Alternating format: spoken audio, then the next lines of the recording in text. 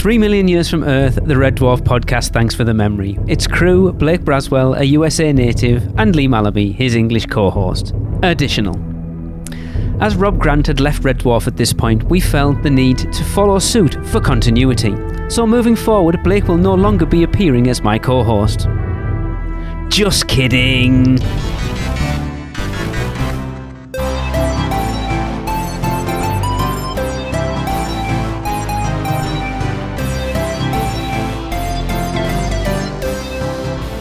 What is up, Smegheads, and welcome to Series 7 of Thanks for the Memory, a Red Dwarf podcast where we rewatch every episode of the BBC comedy show Red Dwarf and discuss them. I am Lee, and I am actually here with Blake. Hey, Blake. I wish I had just gotten up and walked away. If we were a video podcast, I just would have taken my headphones off and walked away. That was brilliant. That was brilliant. Oh, I'm going to say it again. I can't wait to cleanse my palate after that last episode. Yeah, we just recorded the pilot or the USA pilot episode, rolling right into this one. So what a difference! Yeah, there are some weird echoes in this. As we talk Series 7, Episode 1, Tikka To Ride, which originally aired on January 17th, 1997. Series 6, Episode 6, Out of Time, November 4th, 1993. So a 4-year gap. Well, like following the encounter, it's like 3 years and 3 months-ish, isn't it? Well, fair enough. Yeah, especially with filming, right? So following the encounter with their future selves, Crichton forbids the use of time travel, but Lister wishes to go back in time to get some curry. However, the crew instead end up in Dallas, 1963, on the day John F. Kennedy is assassinated, or Jeff K. Jeff K. It's so funny how you suggested doing the US pilot at this point because you were interested to see whether having that US pilot and then potentially bringing in a more US audience would affect the series going forward. And I will categorically state, at least for this episode, because I'll be honest, I don't really remember these episodes moving forward. I've had a look through. We actually Tracy and I sat down and watched this last night. And she's like, I don't even know whether I've seen this episode. Have we watched them? I said, I don't know whether we've watched them together. So I went through Series 7, 8, 9, 10, and I say, I don't remember a lot of these. So if I potentially have only seen each of these episodes from this series on once. I'm in a slightly similar vein. You haven't seen anything beyond this series, have you? I have seen, I've seen the next couple of series. Okay. It's after series. I can't remember if Series 8's the last one I saw or Series 9. I seem to remember seeing 8. But I think that's like the where I sort of left off. So this one was a wild one for me because I've always mentioned, like, I was in Japan. It had been years since I'd seen anything Red Dwarf. For all I knew, it ended at Series 6 still. And then I went online looking to see, because I could only get Japanese TV shows because it's pre-streaming. And I discovered, wait. There's a Series 7 to Red Dwarf and maybe 8 at that time. So like that, I was like, what, Tikka To Ride? This was a particularly hard one to download at the time. So I remember it took me a while to actually see this one. The biggest thing is, right, especially the way you and I are watching this, if you had gone 3.5 years and started watching this, you'd be like, oh, cool. This feels like such a punch in the face because it's visually so different coming out of Series 6. Yeah. The cameras are different. Yeah. The lighting, the set is built similarly, but different. And that is why our previous episode was the bonus episode with the pilot, because even though they did the pilot right before Series 6, Series 6 definitely marks a chapter where Red Dwarf is no longer the same. Because also, as you said, it's Rob. It's Rob Grant that stepped away. Yeah. Right. And so you have Doug Naylor. And so the show just feels different. But you've got the continuity of this cast. It does and it doesn't. It's funny, like you said, I do feel that American influence is there. Like the fact that a good chunk of this episode is in Texas. Yeah. I mean, I'll say that, the Oliver Stone's JFK movie had come out. So I think even in public consciousness, like the people know that historical marker very well. Yes. Right. So I feel like that's one that it is a moment when things changed. And so I do think it's probably a good one for a time travel because you don't have to explain a ton of things to people. Because people already know, yeah. But I would like to start off saying it did feel even more different for me, Lee, and my wife and I hated it because I purchased this on Apple TV. It started and there was no laugh track. And it was hard to watch because this opening scene with Lister talking to Crichton, well, just after the Court of Cold opened, where he's talking to the camera, explaining what happened in Series 6, where Crichton's trying to talk to him about the curry being gone. It's like, sir, are you okay? Space. Oh, because the pauses were there for the laughter, but it wasn't there. And what we discovered, I halfway through, I stopped and looked it up. We were watching an extended version that they never included the laugh track to. But I didn't get there was no other version on the purchasable. It was just this one. That's weird. And it was so quiet and it was so weird because you can feel them holding for laugh, but nothing's there. So I'm gonna tell you 3 out of 10 is how I scored it. Wow. I'll go to the end because it felt so different and so harsh to watch. Just before recording this, I said, let me hop on Peacock real quick because they do have Red Dwarf. They had the regular aired version, which is what you saw. Yeah. With the laugh track and there is an added scene I'll get to later. Okay. That was not there. And it's nuts that it's only the added scene. I'm just like, then why not leave the laugh track and then just leave that out of the one added scene? It was a hard watch for me the first go round. I'm glad I didn't take notes until this one. And my wife, I texted my wife, I was like, hey, just so you know, I started this on Peacock. It's got the laugh track and the pacing's better. And she came running down to watch with me. I was like, this is so much better. So I had a very weird 1-2 punch with this because I bet was like, are the rest like this? Are they all like no? And I looked it up and discovered, we're watching this extended. It's weird. I wonder why that was the only version available. It's so weird, because it's not like I had the option of like episode 1 extended and episode 1 regular. It didn't have that option. That's weird. But so for us coming into it, there's an upgrade in filming. The camera quality is different. It looks like the later 90s as far as camera quality is concerned. The lighting. Which it is. And it's like, obviously, I think I referenced this on the last one, but I got it wrong because of the timing. But yeah, we're definitely in the era of found footage movies at this point. Blair Witch will have been out around this point. So that's where that sort of cold opening comes in. But it's interesting that obviously it's been, like we said, three odd years between Series 6 ending and this one starting, that we learned off the back of the beginning of Series 3, and we're not just going to do this random scroll that no one can watch. We're actually going to take some time at the beginning of this episode to explain what has gone on between the end of the last one and the beginning of this one. I love that you and I wrote the same note. I was like, this is much better than a Star Wars scroll that's so fast it doesn't even matter. Yeah. Actually, it's funny, we never mentioned it on the US pilot, but they did that at the beginning of the US pilot. The big Star Wars scroll. Well, it did speed up halfway. I actually paused it and read it all. You could read bits of it before it got so nuts. Yeah. But yes, I did like the fact that we're going to take a bit of time to actually explain what's happened. And then the continuity of clipping in the sort of end of that episode as well, I thought was quite clever. Because this is I think we have established a while back, didn't we, that this is the longest gap, at least at this point, between the end of one season and the beginning of another. And that's a long time, really, when you think about it. And I would argue, now, it was better when I saw the version with the laughter, so you could feel what they were holding for the laughs and stuff, was much better. But you can still feel the guys have not been together for a little bit. Yes, it's not quite there. Yes. Yeah. Especially the Lister Crichton scene. There's just it's funny talking about the curry being gone, and maybe I'll just eat some lettuce with a so-and-so. It's like, sir, you are sick. Yeah. Like what is wrong with you? Maybe you'll just learn to like pasta. What's the 2 alcohol drinks they says they left? Chianco. See, I have them written down because I knew this would come up. Yeah. So it's Cinzano Bianco, which we've had referenced before. Yep. And Advocar. So what is that? Advocar, I knew you would ask that. I'm so happy.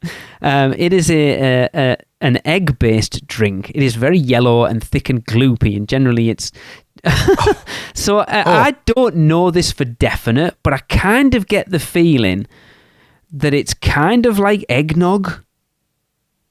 Okay, but I like eggnog. This sounds grosser. So it's like a thick yellow gloopy stuff that you generally drink. I don't even. As a I was going to say a small child, but I wasn't a small child. When I was probably like 10 or 11 and we were allowed to drink alcohol around the house during the holidays and stuff. Sorry, Christmas for those non-American listeners. I used to drink Advocaat and lemonade. And it wasn't bad. I didn't mind it. But yes, it's not a drink that you hear people drink, especially not now. It's a very old-fashioned drink. Like go in the 70s and everyone will have had a bottle of Advocaat in the cupboard. Now, not so much. I knew. I was like, I'm going to get this. I know. And that's why my wife was like, what is that? I was like, I'm going to wait. I bet Lee's got it. I wrote it down because I knew you would ask. But I do love that initial interchange between, it's like curry night. It's the one night of the week that I look forward to. Friday night and Saturday night. And Wednesday and Thursday and Tuesday. I was like, even after like this is the second one, it's like Friday night and Sunday. And like, I know it's coming, but you can do it and it's still going to be funny. If you do every day of the week, it's hilarious. Did you and notice the upgrade in, obviously Crichton's prosthetics and costume has changed a very bit? much, yes. His face looks very different, like Tracy pointed out. It's like got like white lines along the sort of boxes on his face. When did TV go HD? We're not quite there, but we're getting to where TVs look better. So they have to make this stuff look better. Yes, because I was starting to wonder, like I mentioned it last night watching this again with Tracy, it's like, when do we get to the point look at this. High definition was the public launch of the ATSC HD TV system in the US in 1998. So we're right next there. Because I was wondering when do we go from, and I think I've mentioned this on the show before, I'm excited to find out when we go from 4.3 to widescreen. Right. And I kind of thought it might have been this season, but series, but obviously not. I think maybe it's the next one. Because it's going to be so weird. It's going to be so weird watching Red Dwarf in like. Well, this was weird. It was to see like this like high quality, sharper image, of everything, and so then it's like, oh crap, we got to make Crichton look better. Yeah, because you start to notice all the stuff otherwise. I did have one big issue right from the beginning, and it's something that they've set up for. I think probably series 3 onwards, where they started to show clips from this series episodes at the beginning montage. That is so. I noticed that. I was like, why would you do that? Show a certain character a lot, and it's like, if you haven't watched this before, you're gonna go, who the hell is she? Just in case, as a public service announcement, if you've never seen the newer Battlestar Galactica show that was on the Sci-Fi Channel, it's so good. But if you watch it, skip the title sequence, because they would do a thing where they would show stuff in the episode that you were watching, and I hated it. And so I would like start it and I would literally mute it and look away, and then but they do it in this. It's like, I don't see, especially when there's a character coming into it that I forgot how she comes into it. But it's like, she's obviously watching this not knowing. You go, she shows up in like 4 or 5 of those clips. So she's obviously a main character. She's not just a random one episode and gone. It seems weird. It's like that thing. I hate TV series that do that. Show ends, credits, and then next week on. And then they show you a clip. I don't want to know what happens next week. I will watch next week when I watch next week's. I don't need you to... I think I'm going to watch it. I don't need you to show me clips of it now. And so it kind of annoyed me at the beginning of this. Even though I know... it still kind of annoyed me a little bit. Yeah, I'm with you with that. I'm the same with movie trailers. The new Mandalorian movie trailer dropped, and everyone was like, "They don't really tell you the story." It's like, good. I don't. Good. 100%. I don't want it. Yep. I don't need to know anything else. The one thing that this opening exchange between Crichton and Lister did was like, I haven't had a curry in ages. And all it made me do was go, oh my God, I could really... When they go through, the 3 poppadoms with mango chutney and that red stuff that no one knows what it is, and the onions, and then the day glow green sauce. And then the chicken vindaloo, like extra hot with the shami kebab and the naan bread. I was like, oh my God, that sounds so good right now. I definitely think that bit ended today, and we were like, because I'm typically off on Monday and Tuesdays right now, and I was like, next Monday, you want to go to the Indian place for lunch while the kids at school? Yeah. Curry. It's funny because it's, again, it didn't ram things home as much as I feel like they've done in other series at the beginning. We've commented quite a lot on the first episode of each subsequent series from probably 4 onwards, where it's that thing of like, we know there's been a gap between the last series and this one. There might be new people coming in. So for the first 5 minutes, we're going to introduce you to all the characters and give you their overarching traits.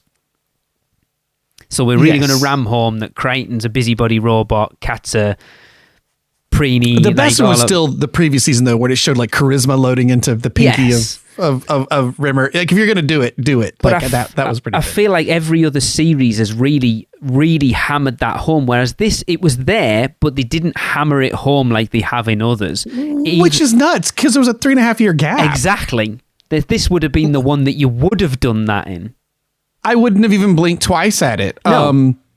I did, and there was even some kind of old school to the very opening, like when he comes back and goes, "Well, guys, just found out there's no curry left," and like, we heard because it's in the next room.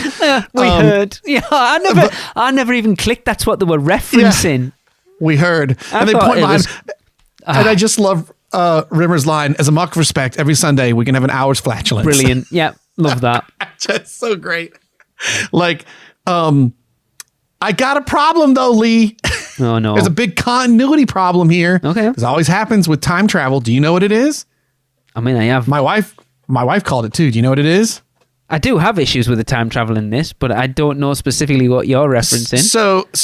So they go, well, the one thing they say is like, we don't know what happened. The curry, there was something happened, but there was no trace left behind. This is important, by the way, because you don't know about this. This is a thing from the version I watched. But Crichton says something got into the deck and destroyed all the curry. It's bizarre because there's no trace of it left behind. Okay. Right. So the curry on Starbuck's gone away. However, what they've discovered is due to the time, whatever vortex, the cargo hold of Starbug is 275% larger or whatever they say. Oh, I missed that. But I wondered when they went down there why it was massive. Yes.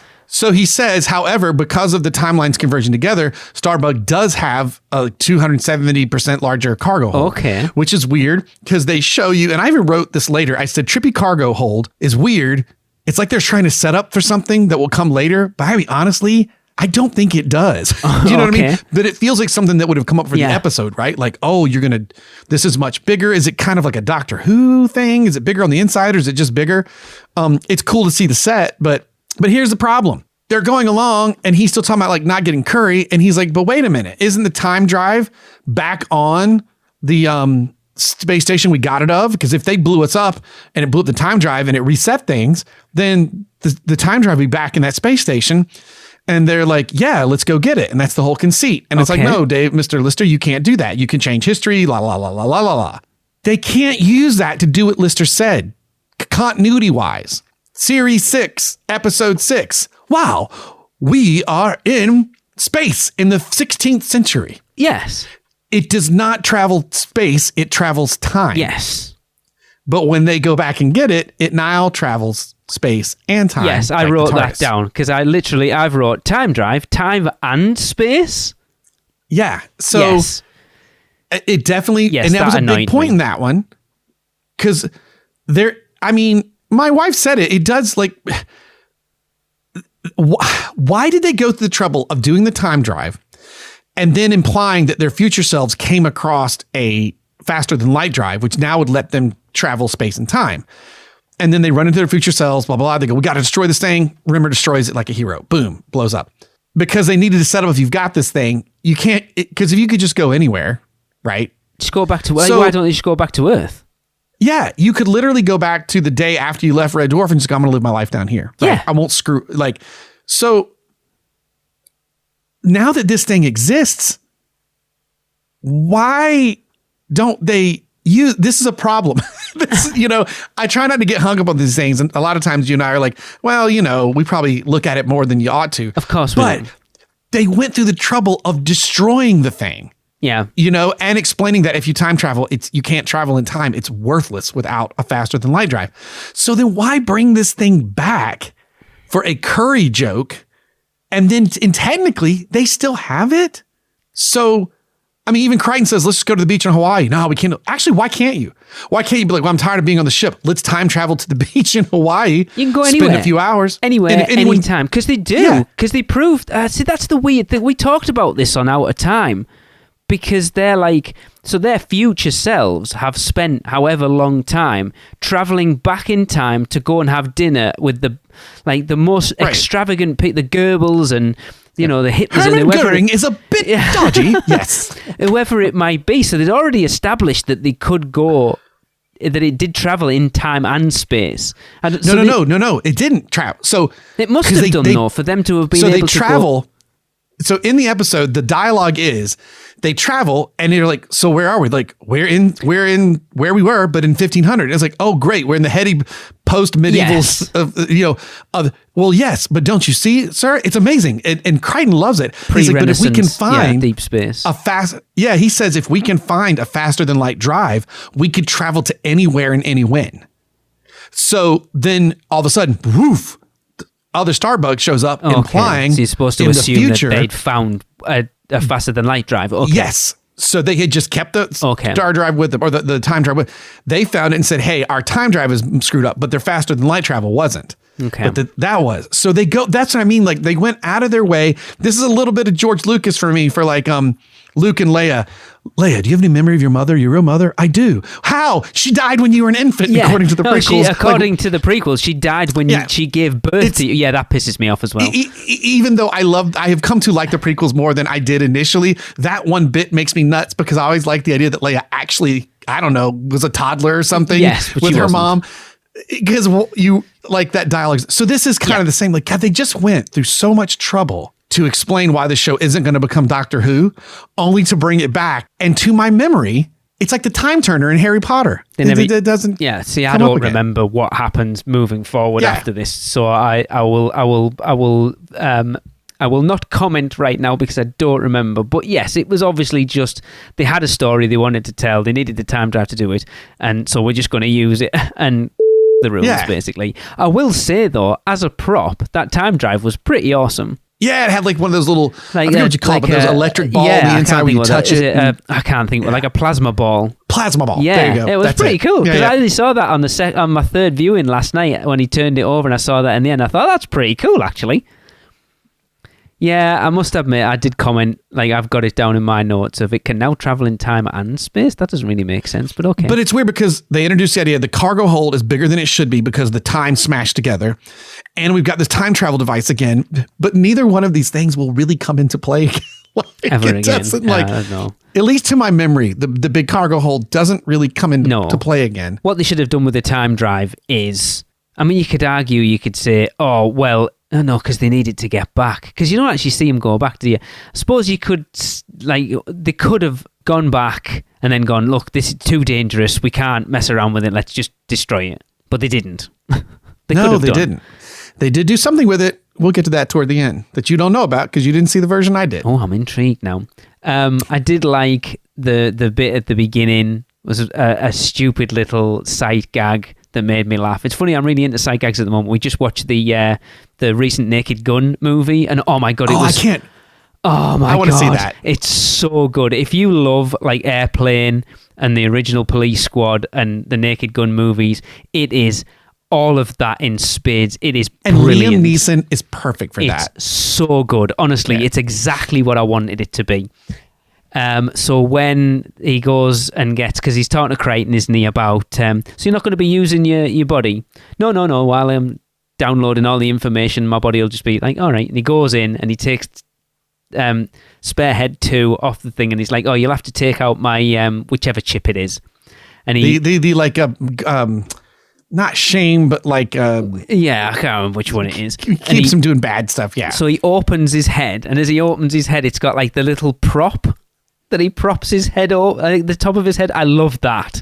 You know, like a under your hood car engine. Yeah, it's brilliant. I love it's so good. So good. Dead subtle. They don't really reference it. It's just like, yep, prop that open. So In my version, imagine him saying, "You'll have to remove my inhibitor chip," or whatever it's called, from my head. That's what it might be, actually.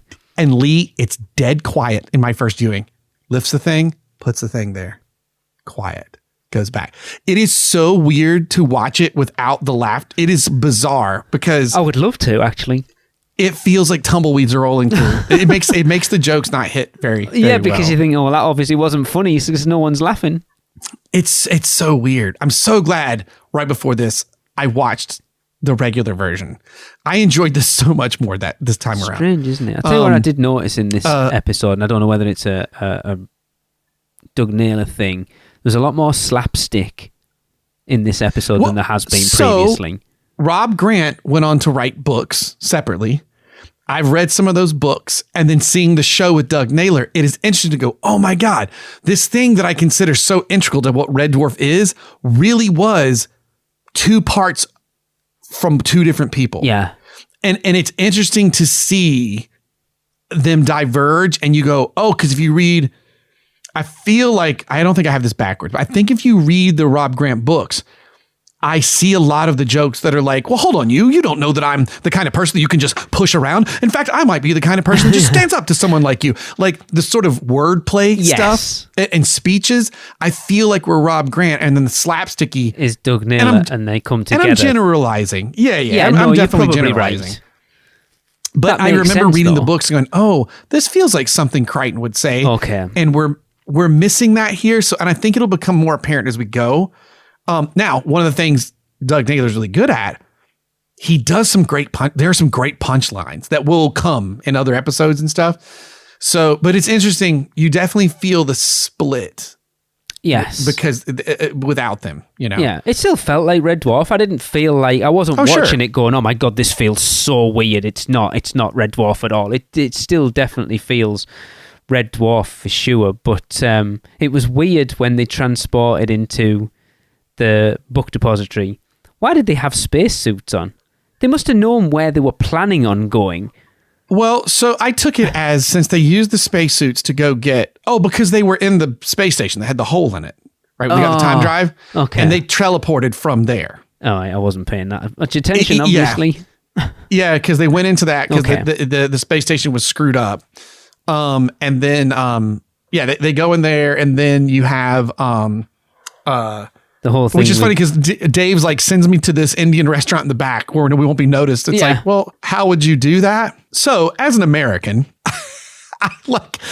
I love the thought of like, what can we do that's kind of screwed up? Like, what's a thing that's like a tragic thing everyone knows, but it's long enough away that like we could do this, And like when you see the car and like the giggle even of the audience at that point is like, oh my God, guys, exactly where they're going.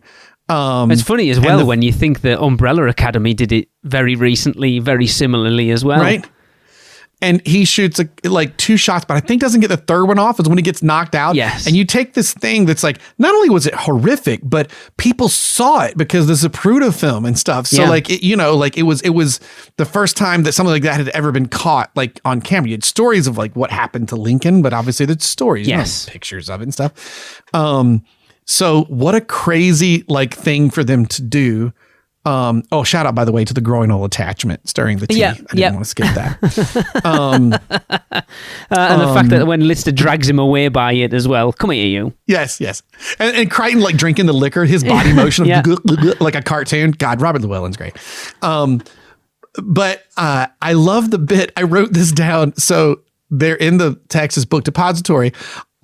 I wrote Lee Harvey Oswald and cable lines because Lee Harvey Oswald is outside of the book depository in the comedic bit where he's trying to get back in. Yeah. He finds these lines. I'm like, it's 1963. What are those lines? That wouldn't be a phone line like that. That would be like, you'd see like a cable or TV lines or something. Okay. Like, I'm like, what would that be in 1963? I mean, yes, you had phone lines, but I don't think like that doesn't look right to me. No. But I do love that bit. And, very Red Dwarf like. Why is everyone gathered around that giant pizza down there? Yeah. It's not a pizza, sir. Well, of course it's 8 feet across. That's not a giant. No, he said that's not a giant pizza, sir. And he's like, what? You're trying to say it's 8 feet across? It's definitely a giant pizza to me. What pizzerias have you been going to? The Fat Bastarderia? Yeah. Rimmer is oddly quiet in this episode. Very, actually. But I do Crichton's reaction to so where was the shooter that got this King of America, whatever he calls I love that. And he's yeah. Yeah, well, he was at the Texas Book Depository, and then and he turns and looks, and the double shot of his face, right next to Brilliant, the thing. Yeah, it's so brilliant, classic. But I don't know why it just tickled me so much, but just remember being like, oh yeah, isn't that where that American president got killed, or a king? The American president, JFK. Jeff K. No, I don't think that was his name. Yeah, no, John F. Kennedy was his name. No, JFK. JFK, like the airport. Who would name a kid after their airport? I'm like, God, that's so great. What a great series of stupid jokes. But it's on the back of, you've just made this comedic thing happen with the thing where a president was killed. It's so flippin' funny. And I do love the FBI coming in and going, hands on your heads. And also, FBI, why would that's not, hey, UK writers, that's not how that works. It wouldn't have been the FBI running up. I don't know. Yeah. Secret Service, the police. I got it was a very odd FBI, but I love the hands on your heads. And everybody puts their hands on the head. So I'm gonna tell you a joke that I didn't notice, and obviously you didn't, and it was Tracy brought it up. So when the FBI come in and says hands on heads, and you say everyone puts their hands on their heads, except Cat. Yep. Cat puts his hand on his other head. It's so great. I missed it. And Tracy was like, oh my God, that's brilliant. I was like, what? She's like, Cat didn't put his hand on his head. And that was totally Danny John Jules. Oh, yeah. It's absolutely him. And the fact that FBI even says stuff like, shooters are up here. The president was only wounded. He wasn't killed. Just throwing out exposition for no reason. You would never do that to them. Then they go downstairs and they find that dead guy, and it's like, Cat, give us some more information. He's like, is in his 30s, male. Yeah. Brilliant. Thanks for that. Because they try to go back in time, but they go ahead by a few years. Yeah, they go ahead 3 years, don't they, to try and head him. Oh, I can't remember now. Why did they go forward?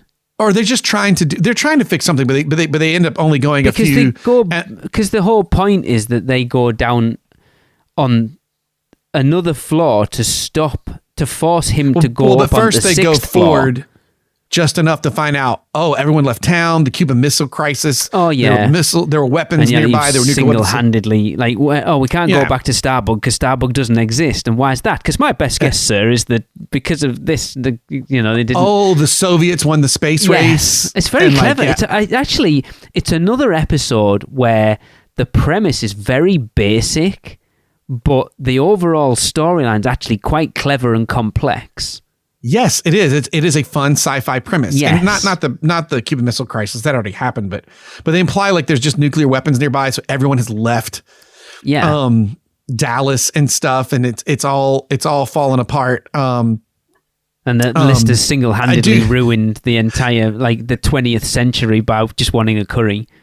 He doesn't get a lot of lines, but yeah, you've changed the course of history. I know you've done this. I know. And worse still, I know I still haven't had a curry. Yep. Rimmer doesn't get many lines, but he does have some good ones. They're like, well, so then, Crichton reads the newspaper, then does the display of, JFK got, arrested, caught having an affair, got arrested, all this stuff. And it's like, well, something to the effect of he was a good man, but he had an Achilles heel, and remember being, his was just a little bit higher. Because then he does a bit later on, doesn't he? It's like the time drive's frozen, and he takes it off him. Let me have a look. And it's like, do you think it's because of the time dilation is over on the whatever? He starts spouting off all this scientific stuff, and he's like, no, I've just been jabbing it too hard, sir. I've just been jabbing it too hard. Yeah, God. So there's some very good Crichton moments in here. Especially because he gets to play no inhibitions Crichton as well. Yeah, he can just do what he wants. Well, nothing registered is wrong. Of course you don't, because you don't have any parameters to I thought work you were bothered about cause and effect. I just didn't care, sir. And that night while they're all sitting there eating dinner, I just love the what are we gonna do? I don't know. This chicken's not bad from Cat. And his just blank delivery of, that's not chicken, sir. It's the man we found. I don't know why Cat is so bothered, right? Because it's not cannibalism for him, so he shouldn't be as bothered as Lister is. Well, but Rimmer, so when he says that, though, that's not chicken, sirs. It's the man we found. Rimmer goes, oh, yeah. He does a 2-button chuckle that is so priceless. And I just love this. 1 minute you're down, the next minute you're right back up again. It drinks its coffee or his tea. It's so great. Like, and just, I got to go floss a dead guy out of my teeth. Yeah, he shouldn't be that bothered. It's not. Cats are carnivorous. He should be fine. Well, there's just all that meat. Don't want to let it go to waste, sirs. I want to know what that bit of that man's body Cat is eating, because that's one hefty whatever it is.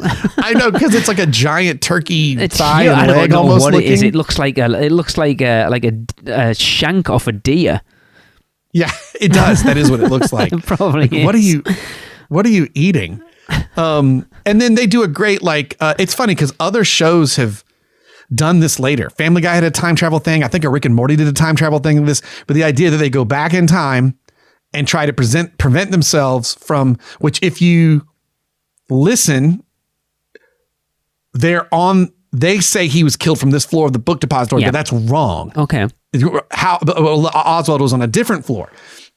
So if you pay attention, you'll actually know that even from the beginning, it's wrong. Okay. Lee Harvey Oswald's on the wrong floor. Right. So they're like, send him upstairs, and he goes upstairs.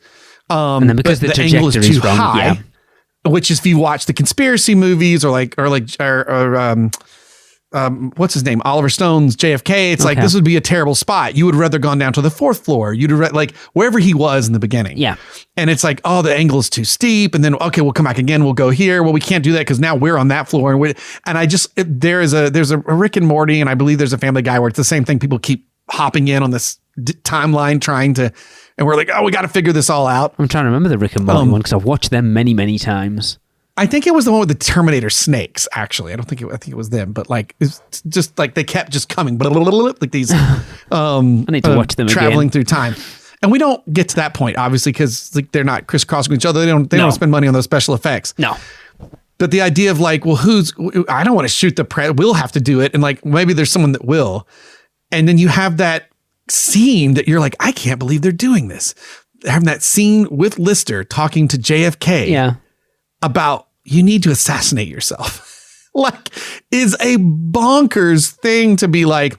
You wonder if they came back to Series 7 like, you know what? We didn't sell our USA pilot. You know what they wouldn't let us do? This. Yes, so maybe. We're gonna do this. It's funny, isn't it?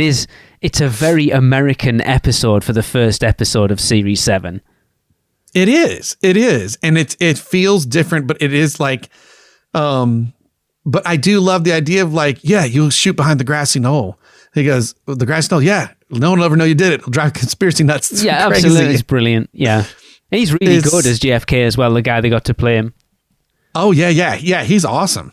And so that scene is great. And then you're like, this is morbid as you watch JFK line up to shoot himself. Yeah, it's so bizarre. And then walk away. And it's almost like this could have been a serious Twilight Zone episode. Yeah.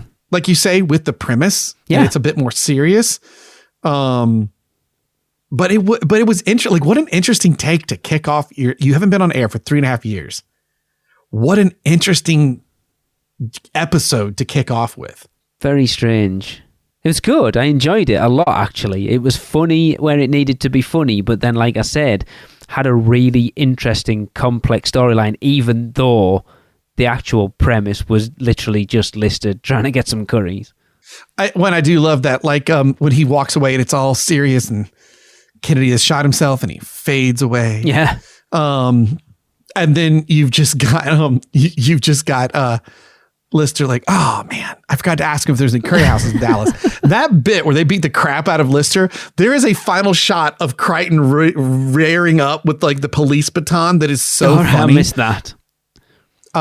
It was Cat like leaning on the fence with both hands, kind of double jumping on him. Yeah. I will say this is where things depart from the other version I saw. Okay. I will just before we get into that, I just want to, because it did end a little weird for me, because it's because he says, oh, I never asked him if there was a curry house around here. And then they go to turn to walk away, and there's like quite a big gap before they then jump on him. And you look back at most Red Dwarf episodes, the episodes end with a stinger.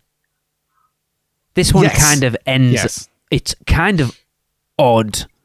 It's a bit like the one with where the guy comes out of the closet that from the Better Than Life episode with the Rimmer. Oh no, see, I like that. I think that ends with a "I'm going to take your little fingers, chummy." Yeah, like it is a bit of it's kind of similar like feel for like. But it's weird. It doesn't. I don't know, because it normally ends on a word. Like it could have just ended on, "Oh, I never asked him whether there was a curry house round here." End.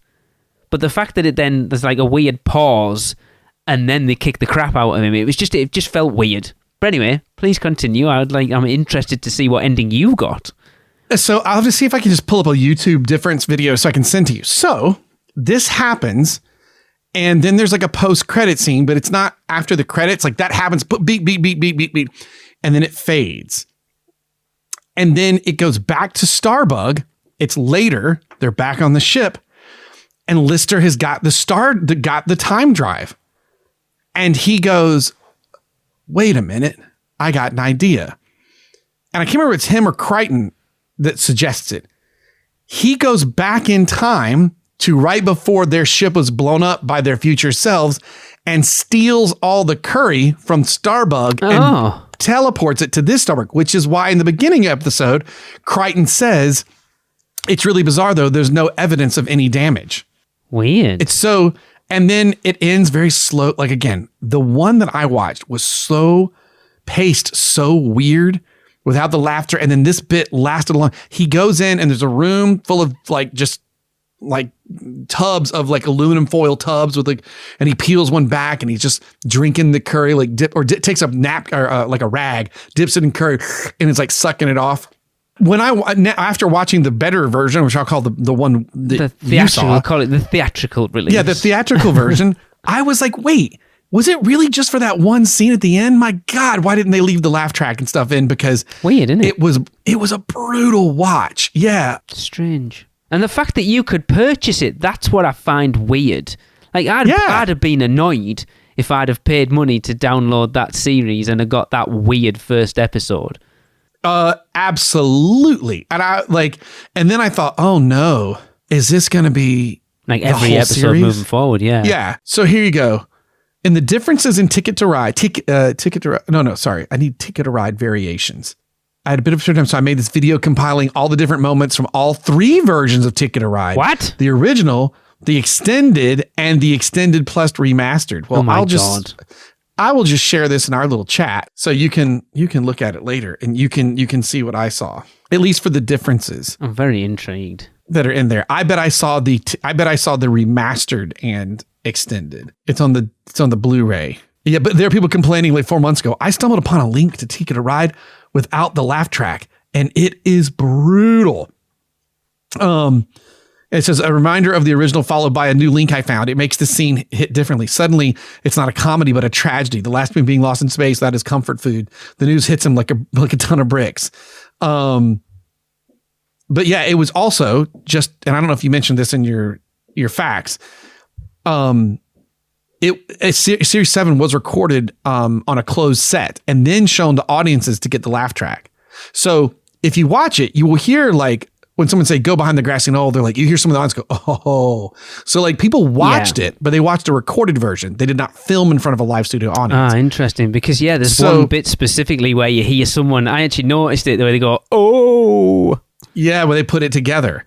So the 3 extended episodes are included on the series. So who knows which of the 3 extended I watched. I will watch that later. That's interesting. Because looking at that, that's like a 5-minute clip. So there's quite a lot of differences. Yeah. And it says Ouroboros and Duck Soup have extended versions as well. Curious. I'm gonna have to go back and watch. And it's funny because like a laugh track shouldn't make it better. No, it should make it worse, if anything. Well, but it does when they are planning for it. Do you know what I'm saying? Like you can feel them hold for the laughter and stuff. And when it's not there, it would feel weird. Yes, it felt so, because you're just like, this scene is too long. Yeah, feel like, what are they waiting for? Yeah. Yeah. So Yeah, you'll have to give that a watch. I will. I'm intrigued by it. It's very weird. So I'm definitely glad I watched. I'm definitely glad I watched the Yeah, me follow-up. too, because obviously it gives us a chance to talk about something a bit different as well. And now I'm curious to know what versions I've got of these other two, or if it's, I don't know, if it starts with a no laugh track, I'm going to stop, switch to Peacock, watch it, I think, and then go and watch that one. Go back and watch the makes extended. sense. Yeah. Well, cool. I wish I had watched it that way this time. Well, I think that's towards the end then, Blake. So what did you give this out of 10? As I said in the beginning, 3 out of 10. But then when I watched it today, I went, oh, you know what? I give this a 6 out of 10, like a good 6. I enjoyed it.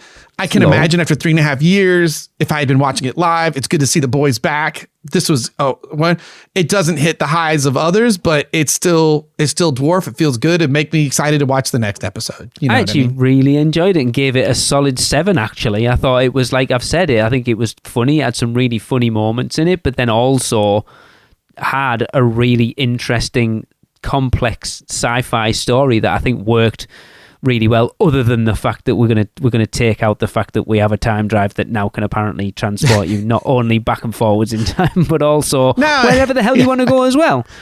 And the ship is bigger bigger now on the inside. That's so weird. I never noticed that. I must have zoned out at that point. Like, I noticed that they go down at this weird sort of blue lit area, and I'm thinking, where the hell's that? But obviously, it's weird, isn't it?